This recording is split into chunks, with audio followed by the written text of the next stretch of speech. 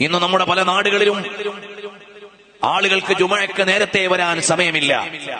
സമയമാകുമ്പോൾ ഓടിവരും, സലാം വീട്ടിയാൽ ഉടനെ പാഞ്ഞുപോകും.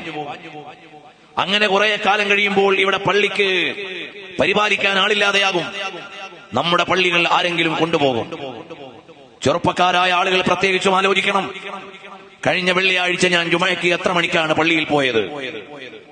അതിന്റെ അങ്ങേ വെള്ളിയാഴ്ച ഞാൻ എത്ര മണിക്കാണ് പള്ളിയിൽ പോയത്? വെള്ളിയാഴ്ച ദിവസമെങ്കിലും ഒരല്പസമയം പള്ളിയിൽ ഇരിക്കാൻ, ഖുർആൻ പാരായണം ചെയ്യാൻ, അൽ കഹ്ഫ് ഓതാൻ, നിസ്കാരം കഴിഞ്ഞ് ദുആ കഴിയുന്നത് വരെ ഇരിക്കാൻ, അത് കഴിഞ്ഞ് 2 റക്അത്ത് സുന്നത്ത് നിസ്കരിച്ചു വരാൻ നമുക്ക് നേരമില്ലാതെ വരുന്ന കാലമായാൽ, പ്രിയമുള്ളവരെ, നമ്മുടെ പള്ളികൾ ആളുകൾ കൊണ്ടുപോകാൻ വരും. നമ്മുടെ ആരാധനാലയങ്ങൾക്ക് മേൽ കൈവെക്കാൻ ആളുകൾക്ക് ധൈര്യം വരും. നമ്മൾ പാലിക്കേണ്ട കാര്യങ്ങൾ നമ്മൾ പാലിക്കാതെ വരുമ്പോൾ നമുക്കെതിരെ ആളുകൾ തിരിയും.